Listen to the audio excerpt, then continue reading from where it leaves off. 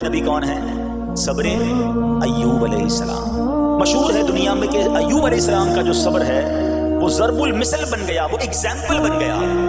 صبر تو بہت سارے لوگوں نے دنیا میں کیا، مصیبتیں تو بہت سارے اللہ والوں پر آئیں، مگر حضرت ایوب علیہ السلام کو اس قدر کمال کا صبر جو ان کا تھا تو کیا واقعہ ہے۔ تو آج مشکلیں ہیں، پریشانیاں ہیں، ٹینشن ہیں، لوگ جب پریشان ہوتے ہیں تو صبر کا دامن تھامنے کی بجائے نارملی بے صبری، شکوے اور شکایات کی طرف جاتے ہیں۔ تو زندگی میں جب بھی کوئی معاملہ آئے نا، ہمیں اللہ کے کلام کی طرف رجوع کرنا چاہیے، اللہ والوں کی سیرت کی طرف رجوع کرنا چاہیے، اور رب کریم کے جو منتخب ترین بندے ہیں، دنیا کے افضل ترین جو افراد ہیں تو انبیاء کرام علیہ السلام ہیں۔ تو ہمیں جب بھی کوئی پرابلم آئے، جب بھی کوئی مسئلہ درپیش ہو، پہلے دیکھیں اللہ والوں نے اس موقع پر کیا کیا تھا، قرآن کیا کہتا ہے، حدیث کیا کہتی ہے، تو پھر زندگی میں چیزیں آسان ہو جاتی ہیں۔ تو حضرت ایوب علیہ السلام کی سیرت کے بارے میں جانتے ہیں کہ آپ حضرت اسحاق علیہ السلام کی اولاد میں سے ہیں، اور ان کی والدہ حضرت لوط علیہ السلام کے خاندان سے ہیں۔ اللہ تعالیٰ نے آپ کو ہر طرح کی نعمت سے نوازا تھا، آپ حسن و صورت والے بھی تھے، یعنی آپ کو اللہ پاک نے بہت خوبصورت بھی بنایا تھا، اور اللہ کریم نے مال بھی بہت دیا، اولاد میں بھی کثرت دی، ویل آف لائف تھی، خوبصورتی بھی ہے، مال بھی ہے، اولاد بھی ہے۔ اچھا، پھر ظاہر مال تھا تو گھر بھی تھے، جانور بھی تھے۔ اس زمانے میں جو ویلتھ ہوتی تھی، جو پیسہ ہوتا تھا، وہ جانوروں کی صورت میں ہوتا تھا۔ آج کل لوگ گاڑیاں رکھتے ہیں، سونا زیورات رکھتے ہیں، اس زمانے میں جانور ہوتے تھے۔ بلکہ اب بھی اگر پاکستان کے بھی آپ انٹیریئر کے ایریا میں چلے جائیں، گاؤں گوٹھ میں جائیں، تو لوگ اپنا مال و دولت سے جانور ہی خرید رہے ہوتے ہیں۔ ان کے نزدیک یہی ان کا جو ہے وہ جو بھی ان کا کاروبار ہوتا ہے اور مال ہوتا ہے۔ اب آپ پر امتحان آیا، آزمائش آئی، اور وہ آزمائش کیسے آئی ہے کہ پہلے آپ کا مکان گرا، اور خاندان کے جتنے افراد تھے اور آپ کے بیٹے تھے، جتنے بھی آپ کے بیٹے تھے نا، وہ سب اس مکان کے تلے دب کر انتقال کر گئے۔ اللہ اکبر۔ آپ کو آ کر خبر دی جاتی گئی کہ حضور آپ کا مکان گر گیا ہے، آپ کے بچے دب گئے اور دب کر ان کا انتقال ہو گیا ہے۔ آپ فرماتے تھے میرا کیا ہے، جس کا تھا اس نے لے لیا، جب تک اس نے مجھے دے رکھا تھا وہ میرے پاس تھا، جب اس نے چاہا اس نے واپس لے لیا، اسی نے دیا تھا نا۔ تھوڑی دیر بعد خبر آئی کہ آپ کے جتنے جانور تھے، ہزارہا اونٹ تھے، بکریاں تھی، ریوڑ کے ریوڑ تھے، سارے جانور جو ہیں وہ مر گئے۔ کسی نے آ کر کہا کہ اب آپ کی جتنی دولت تھی، جتنے جانور تھے، وہ بھی مر گئے۔ سبحان اللہ۔ اب اللہ کا شکر بجا لاتے، کہتے یا اللہ جو رب کا تھا اس نے واپس لے لیا، اسی کا تھا، جتنی دیر چاہا میرے پاس رہا، واپس لے لیا اس نے۔ میں اپنے رب کی رضا پر راضی، میں اس امتحان پر راضی ہوں۔ اللہ اکبر۔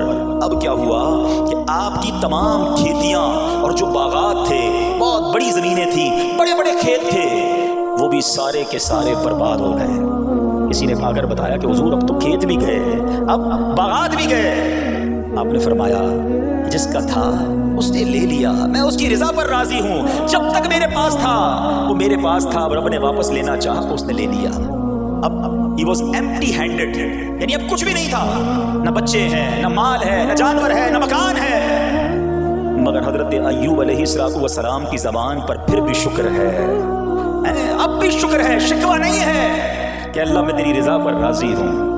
لیکن ابھی امتحان ختم نہ ہوا تھا، اور اس امتحان کے پیچھے بعض مفسرین نے ایک اور قول بھی نقل کیا کہ شیطان نے حضرت ایوب علیہ السلام کو دیکھ کر اللہ کی بارگاہ میں کہا کہ مولا یہ تیرا بندہ اس لیے تیرا شکر گزار ہے کہ تو نے اسے بڑا نوازا ہے، بڑا مال دیا ہے، اولاد دی ہے، گھر دیا ہے۔ اب رب کریم نے حضرت ایوب پر امتحان بھیجا تاکہ پتہ چلے کہ میرے نیک بندے امتحان کے بعد بھی صبر کرتے ہیں۔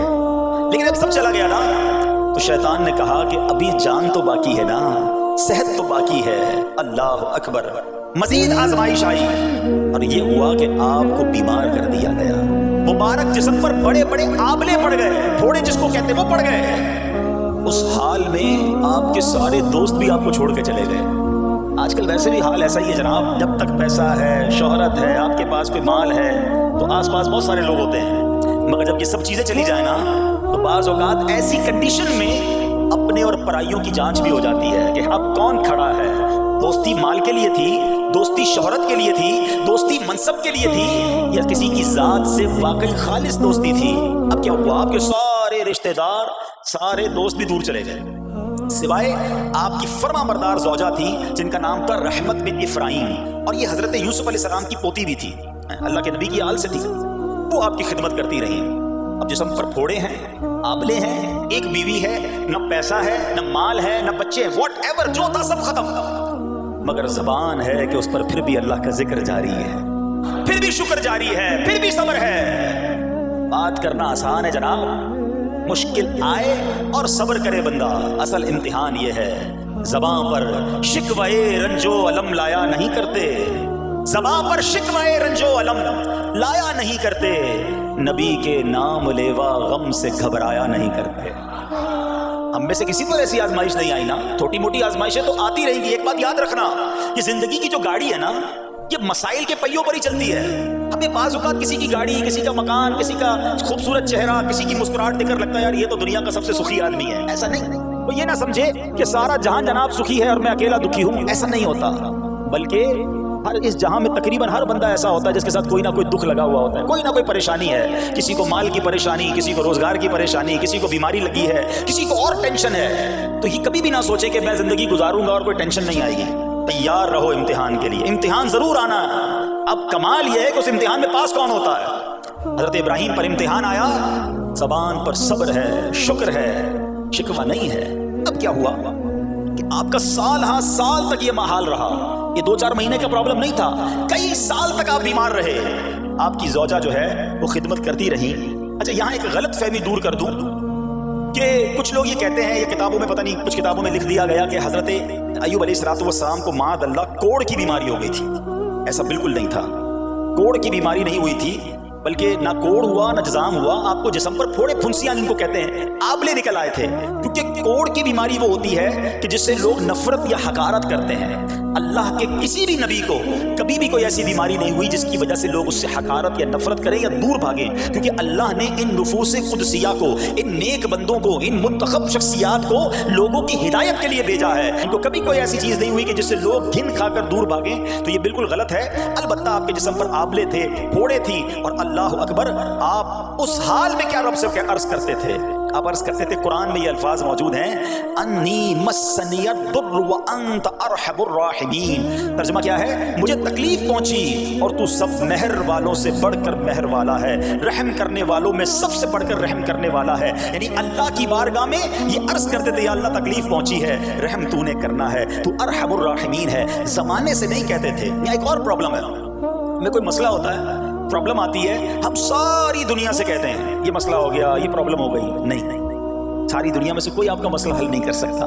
اس سے بات کرو نا جو مسائل کو حل کرنے والا ہے، اس سے عرض کرو نا جو مصیبت کو دور کرنے والا ہے۔ ادھر ادھر جانے کی بجائے پرابلم یہ ہے، جب بھی مشکل آتی ہے ہم سب کے پاس جاتے ہیں، ہم رب کے پاس نہیں جاتے۔ جاؤ اس کے پاس جو حل المشکلات ہے، جو مصیبتوں کو حل کرنے والا ہے، اس کی بارگاہ میں فریاد کرو۔ وہ شاعر کتنی پیاری بات لکھتے ہیں نا، یہ بہت سارے لوگوں کے لیے درس ہے جو اپنی پرابلمز کے لیے دنیا والوں کے پاس جاتے ہیں۔ ارے اگر پکارنا ہے تو اللہ کی بارگاہ میں پکارو، التجا کرنی ہے تو اللہ کے حبیب سے عرض کرو نا۔ شاعر لکھتے ہیں، کسی کا احسان کیوں اٹھائیں، کسی کو حالات کیوں بتائیں، کسی کا احسان کیوں اٹھائیں، کسی کو حالات کیوں بتائیں، تمہیں سے مانگیں گے تم ہی دو گے، تمہارے در سے ہی لو لگی ہے۔ ہم اللہ کی بارگاہ میں عرض کریں، اللہ کے حبیب کی بارگاہ میں لو لگائیں۔ دنیا والوں کے پاس کچھ نہیں رکھا، لیکن ہم دنیا والوں کو بتا کر اپنے صبر کا ثواب بھی ضائع کر دیتے ہیں۔ دیکھو حضرت ایوب علیہ السلام کا صبر، کسی سے نہ کہا، اللہ کی بارگاہ میں عرض کرتے رہے۔ اب آپ کی آزمائش کا وقت پورا ہوتا ہے، دعا کرتے رہے، التجا کرتے رہے، صبر کرتے رہے۔ حکم ہوا کہ اپنا پاؤں زمین پر مارو۔ حضرت ایوب علیہ السلام نے پاؤں زمین پر مارا تو زمین سے ایک چشمہ پھوٹ اٹھا۔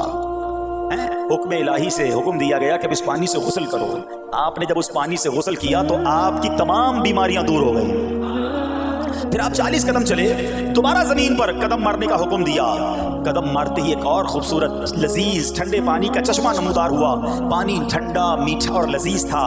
اب آپ نے وہ پانی پیا تو آپ کے باطن میں نور ہی نور پیدا ہو گیا، اور آپ کو اعلیٰ درجے کی صحت اور نورانیت حاصل ہو گئی۔ اور سنو، میرا رب تو قادر ہے نا، اللہ تعالیٰ نے آپ کی وہ ساری اولاد جو دب کر کئی سال پہلے مر گئی تھی، انتقال فرما گئے تھے، اللہ نے ان تمام اولاد کو پھر زندہ فرما دیا۔ اور آپ کی بیوی کو دوبارہ جوانی بخشی، اور اب اس کے بعد بھی آپ کی کثیر اولاد ہوئی۔ سنو سنو، جو جانور چلے گئے تھے نا، اللہ نے مویشی، اسباب، وہ خزانہ اس سے زیادہ آپ کو پھر سے عطا فرما دیا۔ صبر کیا تھا نا، ان اللہ مع الصابرین۔ اچھا یاد سب کو ہے یہ آیت، بچپن سے یاد ہے، اللہ صابروں کے ساتھ ہے، صبر کرنے والوں کے ساتھ ہے، مگر صبر کرنا نہیں ہے۔ امتحان آنا ہے تو صبر کرنا نہیں ہے، آیت سب کو پتا ہے۔ اچھا جس کے ساتھ پرابلم ہو جائے نا، اس کو بھی بندہ درس دینے جا رہا ہوتا ہے، بھائی صبر کرنا، اللہ آپ کو صبر دے، لیکن جب اس پر امتحان آتا تو یہ صبر کرتا نہیں ہے۔ دوسروں کو درس دے رہا تھا، آج تیری باری آئی ہے نا، اس صبر کا دامن نہ چھوڑے۔ میں آپ کو ایک بات سوال پوچھنا چاہتا ہوں، آج کل ہم بڑے لوگوں سے تعلقات کیوں بنانے کی کوشش کرتے ہیں؟ یار جب کوئی مشکل ٹائم آئے گا نا تو یہ بندہ کام آئے گا، یہ پیسے والا دوست ہے، یہ اس کے تعلقات بہت ہیں، اس کی گورنمنٹ میں بات ہے، اس کی وکیلوں میں بات ہے، 4-5 ایسے دوست ہونے چاہیے۔ یہ ڈاکٹروں کے اندر بڑی اچھی اس کی دوستی ہے۔